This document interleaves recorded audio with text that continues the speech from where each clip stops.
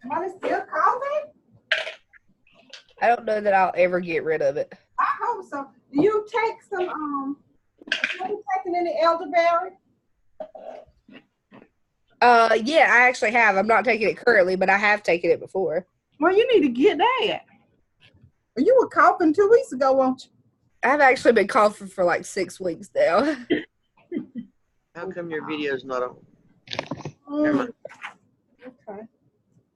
I'm sorry about last week, y'all, but I sent an email, a text message, an email, and told you if I couldn't get on, it might not work. So I didn't think you'd be able to do it. And I really forgot it because I got so involved in what I was doing at the other meeting. I could have slipped out and let you in, but I didn't. I just had too much to do. Sometimes that happens. But y'all okay? Right? I am. Yeah. You're here tonight, so. All right. Let's see.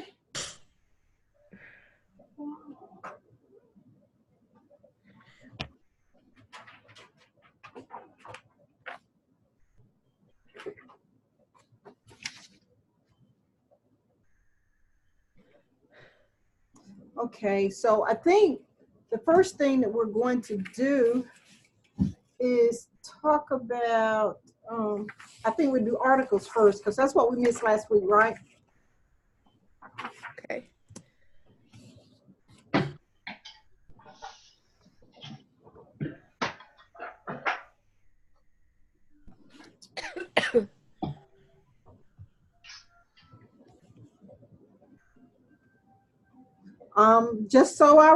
Just to remind you that when you're doing your assignments, make sure that you provide scholarly answers to everything. Here's what I want you to do. Let me see, who are the Zoom leaders for this discussion? Last week was, this is gender diversity and disability. Palmer, Shepherd, and Shreves, or neither one of those are here. I decided they would stay home tonight. But what I want you to do is look at, pull those assignments if you have them. And I just need you to take one article, I think, and I want you to give me some important points. Tell us what your article is. Tell me which topic it relates to, and then tell me some of the most important facts that you found from that article. Are you talking about from the gender disability gifted? Yes, ma'am. Okay.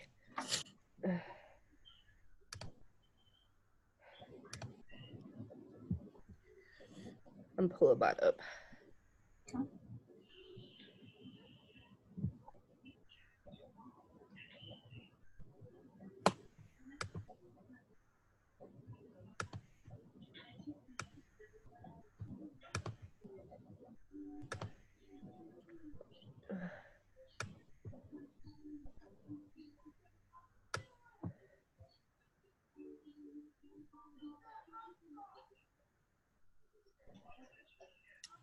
One thing that between this class and Dr. Benson's class that has really stuck with me is the difference between boys and girls. Like we always knew that there was a difference, but the way that they learn is so different.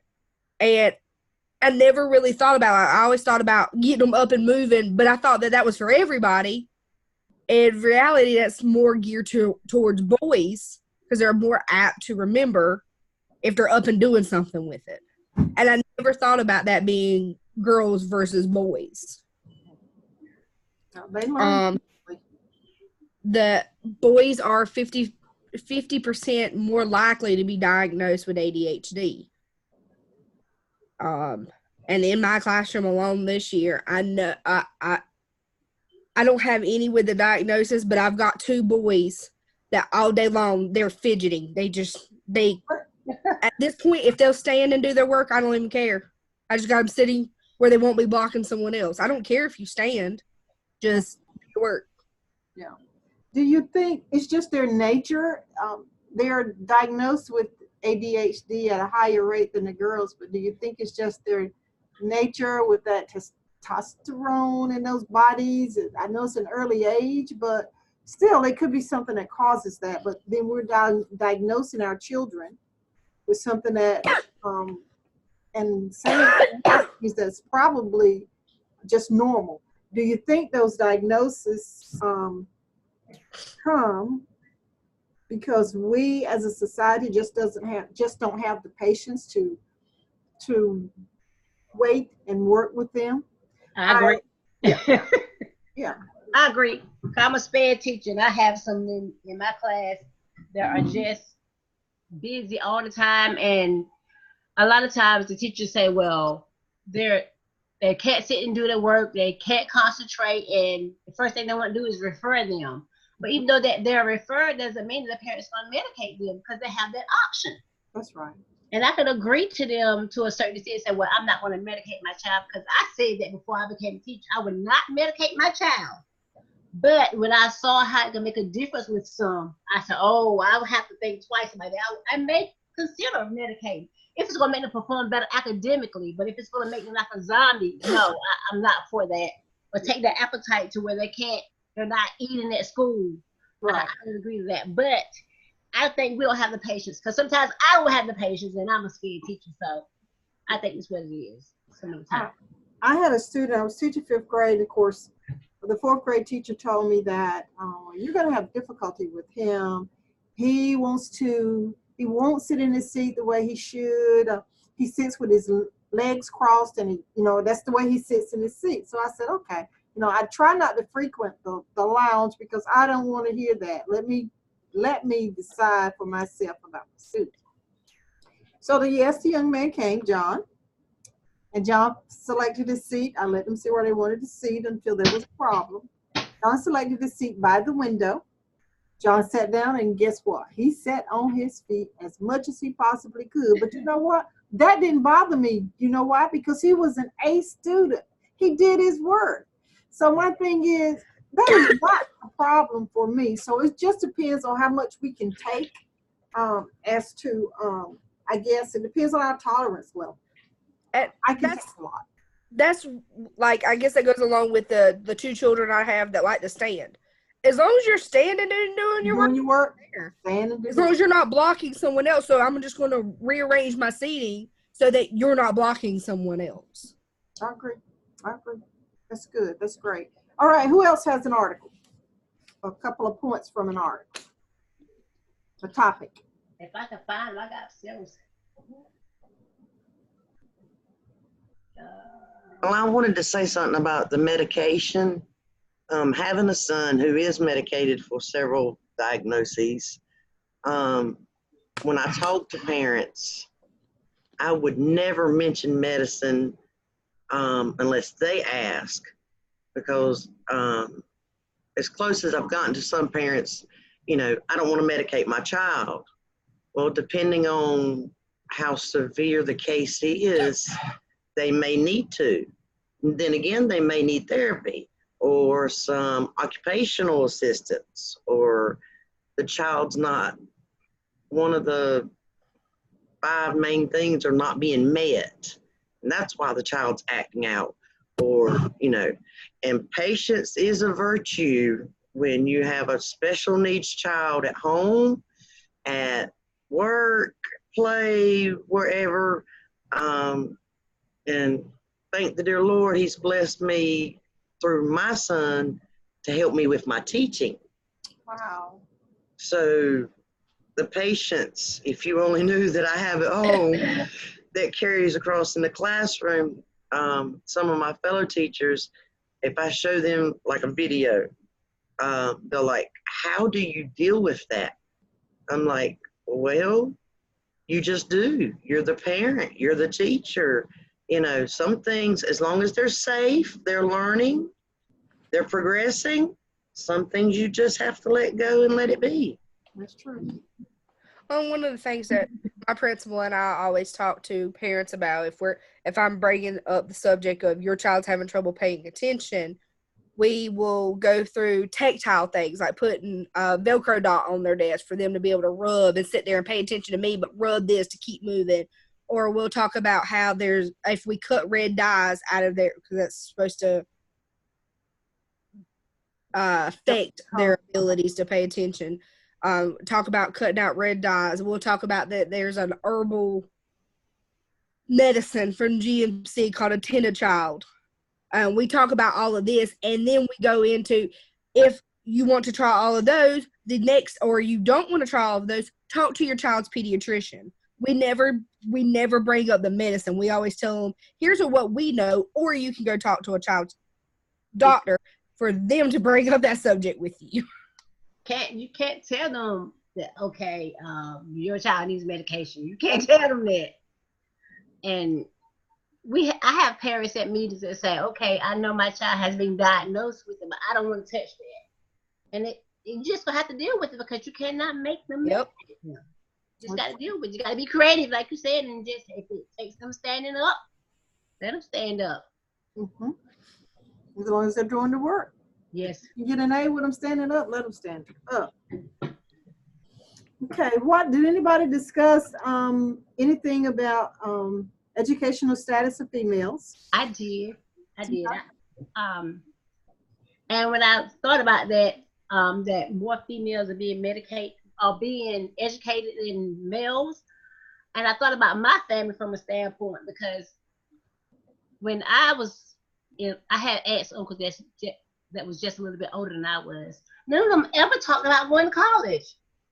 None of them ever talked about going to college. And it wasn't like I had aunts or uncles, or not even my parents encouraged me. I said, okay, you about to graduate high school, or you going to think about going to college or anything like that?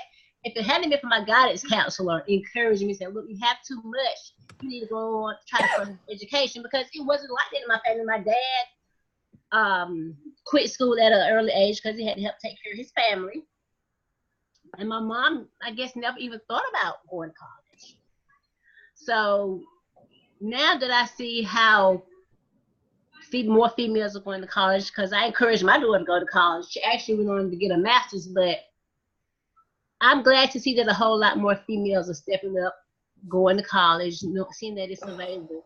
Because when I did my research, it said 70% of women from a high school socioeconomic status were high school sophomores in 2002 had gotten a bachelor's degree by 2013. So to see that more females are trying to get educated, and I think too now more getting educated, but they have a chance to get better jobs than they did way back when, because if they weren't encouraged to go to college, how were they going to be able to get a better job? Because I think about my mother, they thought that working at a factory was the way to make it, not believing they could sit back and actually get an education, and maybe even possibly like be a teacher, get a desk job. So seeing that they're trying to get post-secondary education, I'm glad to see that increase.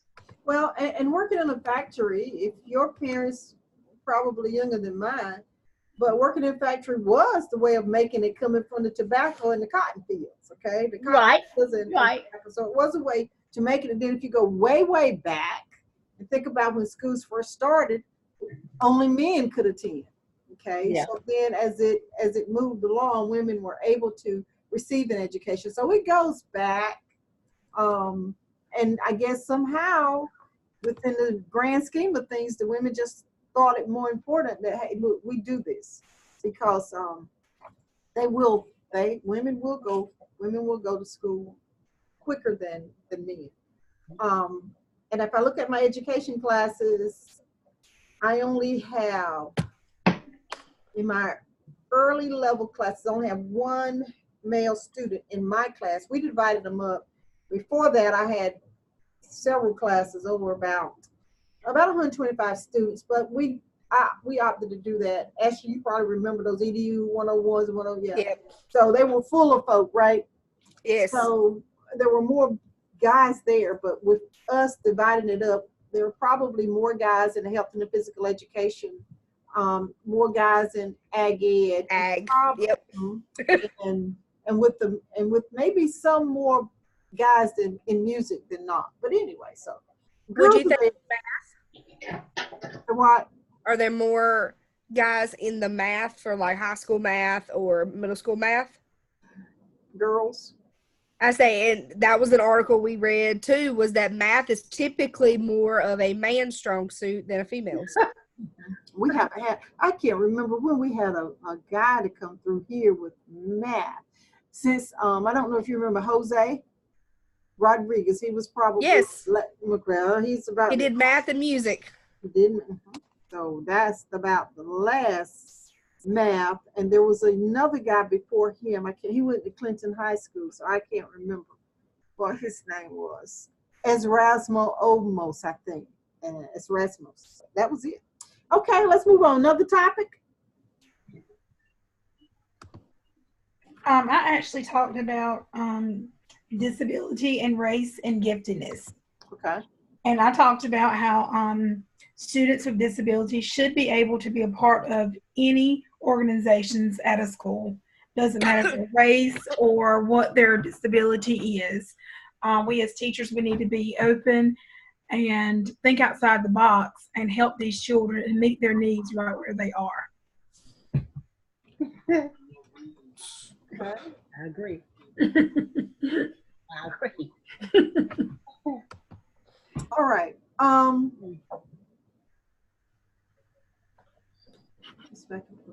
Okay. What about let's look at the terms. Equality in education, inequality in education, quality education, and equitable education. What's equality in education? I'm going to share with you.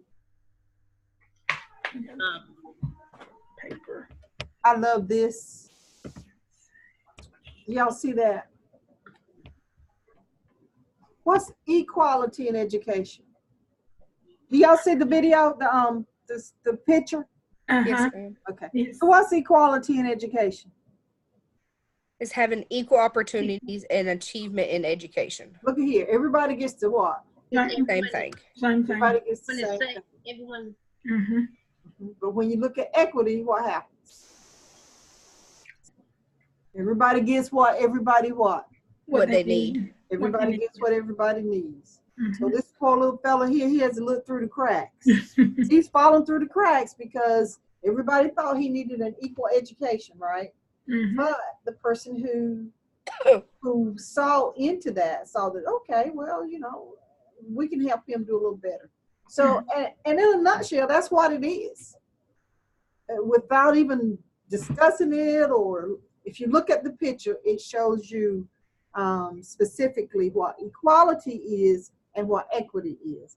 So then there is what's inequality of education.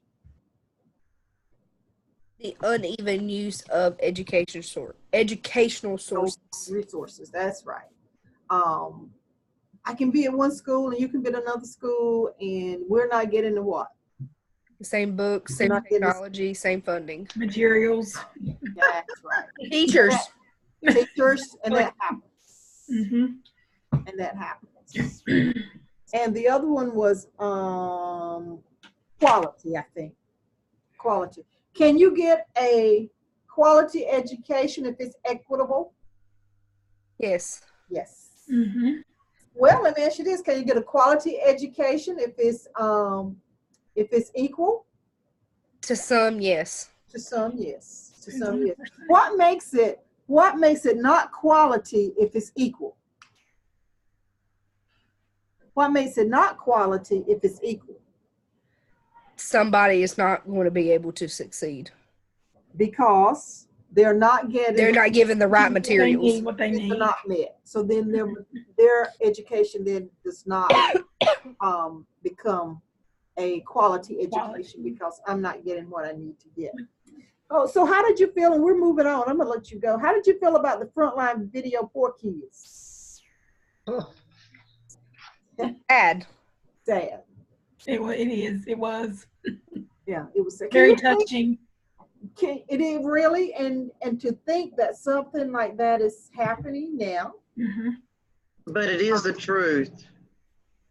It is highly, in my experience, with the NC Pre-K, when we do home visits, Hmm. we have seen some that their living conditions are more than desirable. Their needs have been met, but you've got some immigrants, you've got some farm workers, and then you have your single parents living with their parents, and they don't have, how should I put this? They may have the necessities, but it's not equitable or equal. Mm-hmm. It's just, and that video just, I think I wrote in my paper, I cried, because I know people who are in that condition, who are trying to get out of it. It's a reality that some people don't want to face, that some people want to turn the blind eye to it, and they don't understand that child needs you more than ever in their school day. That's right. You know, they need you. They need your comfort. They need your love. They need the education so that they know they matter, and, you know, they can grow from that home life and make it better. It was, I guess, because I've seen it with my own eyes and know it exists. Thank you. Mm-hmm. I have a student in my classroom this year that is a single mom with 4 children. Oh my. They've moved around a lot. They've bounced through several schools in our district, and she's with me now, and she does well. And mom has sent me messages letting me know, like, during a fundraiser or this and that, she can't do it. And I'm like, that's fine. I'm not pushing you. I'm just informing you this is what's going on. Yes. And she sent me a message when we sent home our field trip forms and said, please let me know when's the last time I can pay for this. I don't like them to miss field trips. I can't afford other things, but field trips is something I try to send them on. And I worked with her to be able to get that child's field trip money in, even though it was past the date, because I didn't want that child not to be able to go simply because mom didn't get paid in time. And then her shoe broke at school one day, and I looked at her, I said, baby, do you have another pair of shoes at home? I said, if not, I'll see if I can get you some shoes. But do you have a pair of tennis shoes at home to be able to wear to school? Because we're a uniform school. No. And she said, yes, ma'am. I said, if you find out you don't have one, please let me know, because that's the only way that I can help you is if you tell me. That's right. She said, yes, ma'am. And she came the next day with different shoes, and I had sent mom a message. And when I told sister said, that's okay, Miss Knowles. Those shoes have gone through my big sister, me, Wow. now my little sister. Wow. So them breaking is okay. And I was like, Wow. I understood hand-me-downs, but that's severe when you're getting down 3 pair of shoes and little people. Yeah. Wow. Wow. Well, you should have been on campus when mine broke too one day. It was so sad. So I'm dragging my foot, right? And I couldn't go home and get any more, but I was okay. I had to drag it. I was in the cafeteria, so I took it off and walked on my tiptoe until I got it. That shoe was just dry rotted, and the sole came off. I thought, oh my gosh, it's so embarrassing. But they're in the trash now, so gone. But anyway. I heard her say that that mom made sure that they were going on field trips. So Yeah. I'm just asking, that your school, do they have like a fund set aside just in case the kids don't have enough money, or they have to go on field trips? Typically, if a child ends up going, like, we'll talk to the parent about. Now, our migrant program does, but our non-migrant students, there's a little bit more effort that has to be made. A lot of times, it ends up being like the teacher informing the parent, hey, I'll pay half if you pay the other half. Wow. I was just wondering, 'cause Um, at our school, they make sure that every child goes, and if they don't, they will pay it, and they have like a room set aside where they have shoes and clothes, like if they like. that was part of the reason I asked the child if she had shoes at home. Was we have a closet that has extra uniforms. If they have an accident at school, like when the child enrolled in our school, they were at a different school that had our shirts are all gold and green. Like every child has to wear gold, green, or white, and they came to school with red shirts on. So our school gave them several shirts apiece so that they had the correct uniform, and we don't correct them if they wear a red shirt to school because it's a uniform shirt. It's just not our color uniform. And we just, at this point, this family is doing the best that they can because we live, I mean, I don't know if anybody knows about this area. We go to school in Dublin and mom works in Leland, which is over an hour away. Wow. Wow. Wow. And we were one of the hardest hit areas after the hurricane. So that didn't help this family at all. That was part of the reason they had to relocate several times. All righty. Does anybody else have anything else? I had a couple of people said, are we Zooming tonight? I said, we are on. They couldn't get in, so I don't know where they are, so it's okay. I'll try to post a video for them. But do you have anything else to add to tonight's discussion? I have a question. It's Yes. about next week, not this week assignments, but the next week assignments. During Thanksgiving. So do we have 3 assignments during that week and 1 this week? Or was I looking at it I wrong? had to correct something Ashley sent me last week. Thank you, ma'am, because it was when You're welcome. I said, Lord have mercy. I know they don't understand because I do not myself. So I had to correct that. So I try my best to fix it for you. No, I just want to know if it's 3 Let me look. together, so I can try to get it done for Thanksgiving. 587. Oh, I had it right here.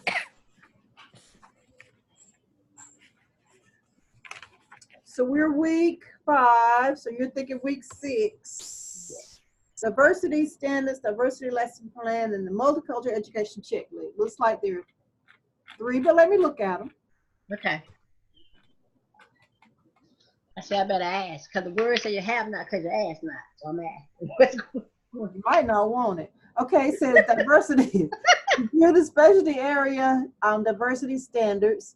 Locate the article. Okay. And you have to summarize the article. Okay. Summarize the article. Let's see. This is what it says about diversity standards. Review the specialty area standards. So all you have to do is review those standards. I don't know why I have an assignment there, but I'll double check that for you. Okay. I'm just not, I don't think it's 3. I don't know what in the world. And now I know that checklist is due. You have to complete the checklist. But let me look at that. Right now, it looks like it's 2. But let me go back and make sure the diversity area standards is the. So you have the multicultural education checklist that you need to do for your school. Oh, the diversity lesson plan. So you have the diversity lesson plan. So you use the diversity standards in order to make your diversity lesson plan. So we just need to. Yeah, and let me, I do want you to read that article, but I'll fix it since you don't want to have to do, but let me go back. Let me see where I can put that article. What article was it? The written assignment is the, I'm sorry.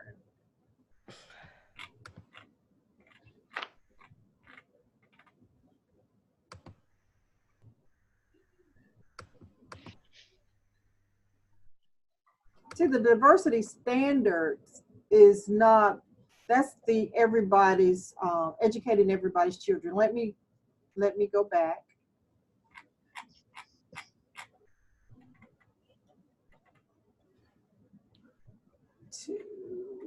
On the diversity lesson plan, is it just one lesson plan or a unit plan? Lesson, just a lesson plan. Okay. You have that. And then there's that diversity. I'll do some work with that.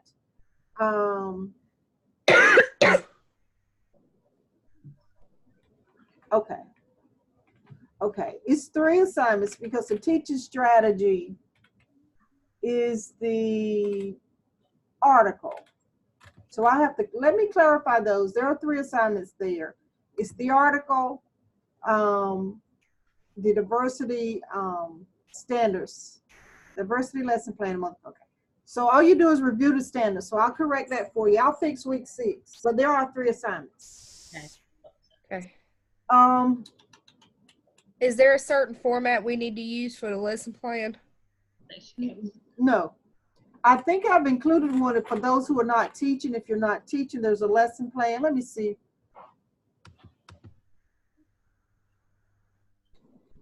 Lesson plan for non-teaching students. Yes, ma'am. Yes, ma'am.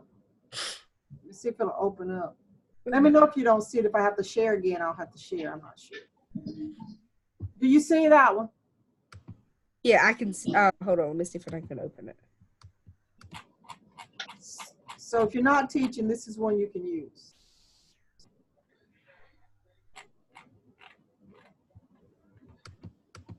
Yes, ma'am. Let me open it. Okay. Let me work on this, and it may change a little bit. You do need a checklist. You have 2 assignments week 7, and the last week there are 3. Okay.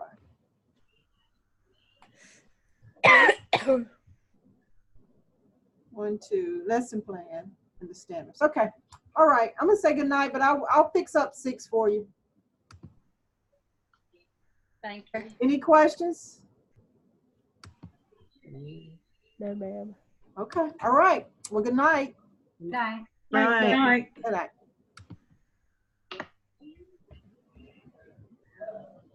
No, Shreves. I'm right here. Okay. Just write my names down so I can keep up with you.